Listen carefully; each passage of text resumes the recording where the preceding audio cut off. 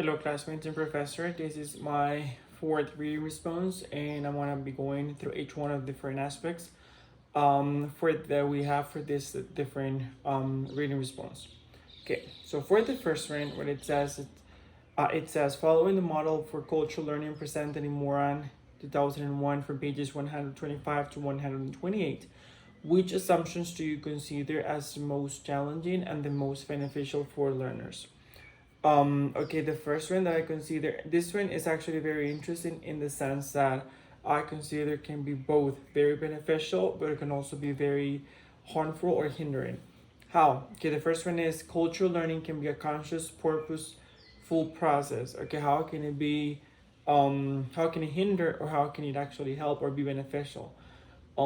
It can hinder because I think based on what I have seen as a teacher, people usually say that they want to learn English, but they don't understand pretty much the reason why, or they don't have a very strong reason why. They just say, oh, because it will be very useful, because it could help me with this and that, but they just say it because it's like the common or the norm of like we should learn English because either job or any other reason. But there's not like a very strong reason because maybe what they want to work on is not even related or might not even require English. Though I know it sounds like a fallacy because right now or nowadays like most of the jobs out there require English, but still.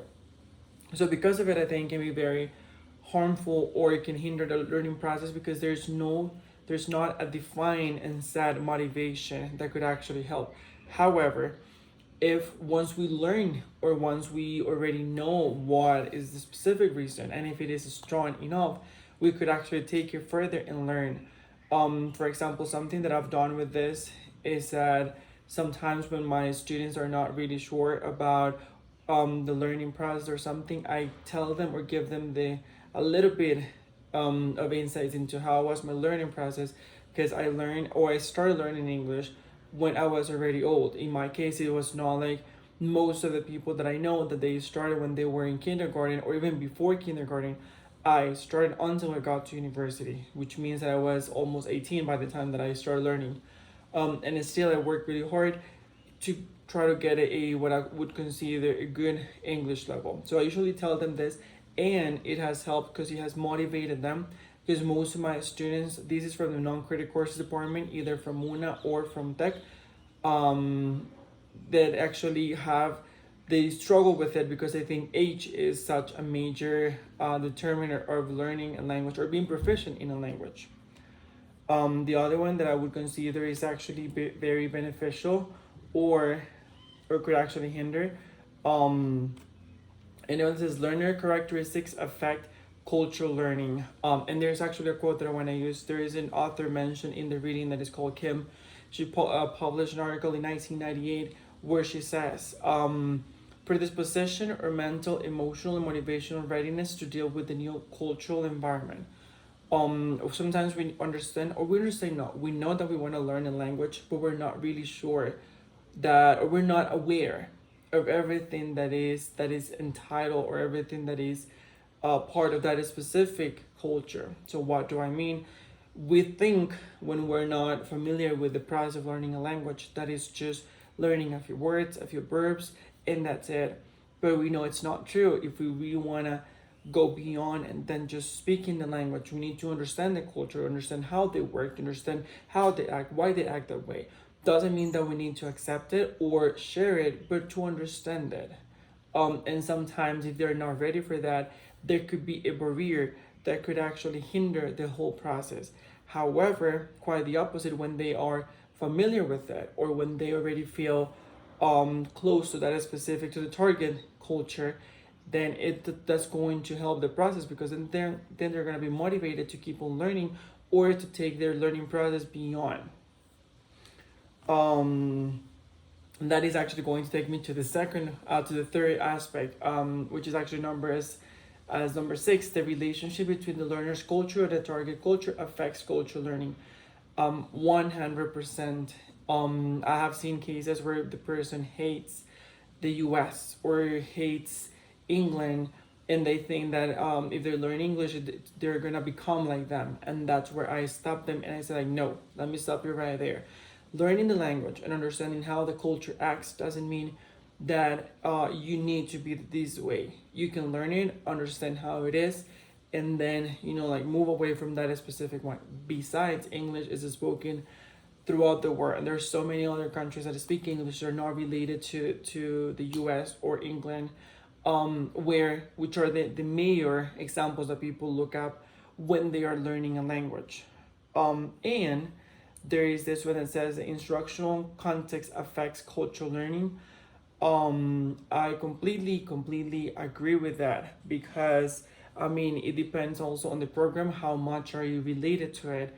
How much how much does the program want to understand or wants to take culture to the next level? Is it just learning about, I don't know, the a few aspects about the target culture, or do you want to go in depth? Are they supposed to analyze? Are they supposed to deal with it, or just like this is it, move on? So it actually is going to affect. And that the one that I think, the next one, which is number 8, the teacher student relationship affects cultural learning. I couldn't agree more with this one, because I think the relationship that you have with your teacher is going to affect 100% how much you like or you dislike the culture. What do I mean by that? Okay, it has happened to me that I have had students that we get along very well. So pretty much we can just have a conversation even during break time about the culture and the way that they act and why they act that way. Or we can just compare it with our culture and establish the limits that okay, it's okay to compare, there's nothing wrong with that. But it wouldn't be okay if we're trying to make one seem as superior or inferior, because none of them are one or other way. So I think that actually affects a lot, because I also have had students that maybe they don't like me as much. So whenever I'm speaking, I could even be saying like, you're gonna get 100. I think you're amazing, you're remarkable. But the fact that it's me, so everything that I say about the culture makes them despise the culture. So maybe they don't hate the culture as much, but the fact that any information they're getting comes from me, and I am not their cup of tea, makes it's already like creating this bias of what is right or what's wrong or what I don't like, even though I'm not even paying attention to the culture itself. And I think even in myself it has happened to me, like sometimes when I'm in a culture class or in a language class, depending on the professor is explaining, and depending on how much I can connect with the professor when he or she is saying, then I could actually like take it more as an intake and not just leave it there. And moving to the second part, it says when teaching language and culture, different learning outcomes are expected. Can you recall or illustrate with one experience of yours as a learner teacher of any of your students in the process of cultural teaching and learning? Culture teaching learning. I think that, for example, in my classes, in my current classes, one of the major outcomes that I have is for them to use English at all times. When they're in class, of course, and outside of class as well. So actually, I have created the rule that they want to talk to me whenever we're on break or so, they need to address me in English. And so that's the outcome is for them to use the language as much as possible. So it's fun, because a positive outcome that I have seen is that sometimes when we're speaking, sometimes, or when we're in class, sometimes if they finish the practice or whatever they're doing soon, they ask me, teacher, can we do this, can we do that? And one of these days happened that they were like, teacher, can we gossip? And I was like, yes, you can gossip, but you have to do it in the target language, which is English. And they were like, okay, deal. So they started talking about, I don't know, like they started gossiping. And what caught my attention was that they did keep English throughout the whole conversation. Because even though I was not paying attention to what they were saying, I was just like, monitoring that they were not using a different language outside of English, and they were not. So I think the fact that I have kind of integrate this idea that we should use English at all times, or with me as well, has actually transcended that. Because when they come to me during a break and they start talking to me, they immediately start talking in English, not even in Spanish, because they know that I'm their English teacher and that I'm going to promote English as much as possible.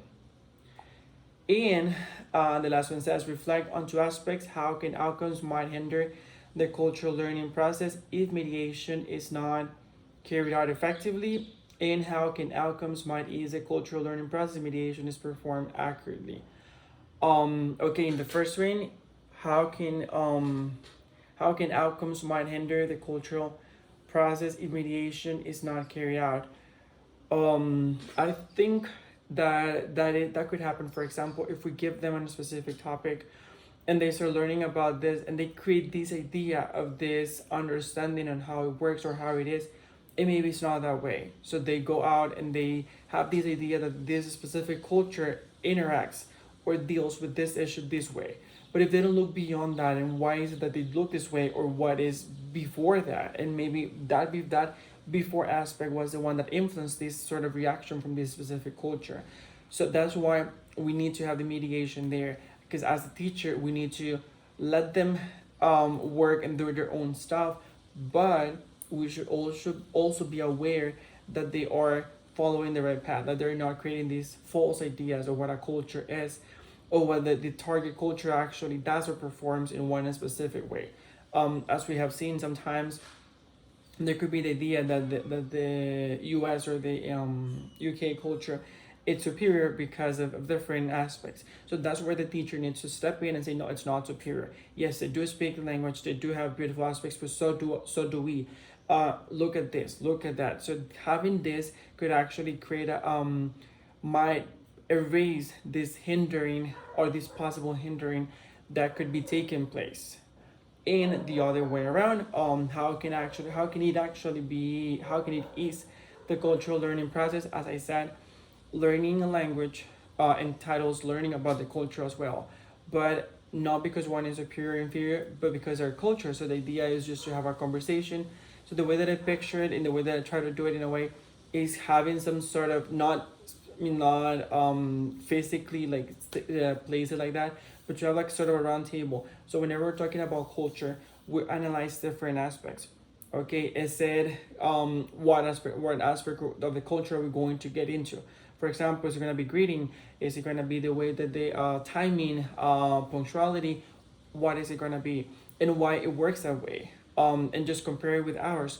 As we did in one of the previous classes, we're talking about how can you identify a culture by specific characteristics. These characteristics are, like part of this culture, but it doesn't mean that it's going to be superior or inferior. So making sure that as teachers and the mediation is properly carried out, we analyze with our students that yes, there's no superior nor inferior culture, and that these different aspects can actually go beyond what we are saying, can be very, very beneficial. And something that might be related to this is that sometimes it's very common, it's a common belief, at least one that I have seen a lot of times, is that if you're taught by a native speaker, you're going to learn the language better. Like if you're going to get his or her pronunciation as some sort of, I don't know, like something's gonna stick to you. And in the reading, Kim actually mentioned something that really resonated with me. And she said, sometimes a non-native speaker of English like me can see more about what a specific points in the language need to be explained, and how, because I had the same kinds of problems the students were struggling with. And it resonated with me because that has been my justification for teaching a second language. I mean, like, to many people, when they say, oh, a native speaker is gonna be better, and my point is, they do speak language maybe a little bit better because they were born with it and they have been using it for a long time, but they're not going to understand how you actually need to learn. They're going to teach the language, but me, how can I say, like, I actually understand what you need to learn and work with the language because I went through that specific process. I know the struggles, I know the difficulty of not knowing words, the difficulty of conjugating, and sometimes even the mistakes that happen. Like with negative transfer, that sometimes we say stuff like exit to referring to success, or we say embarrassed referring to someone that is pregnant, because of the native language. So this will be it. I hope you enjoy my reading response, and I hope you have a great time.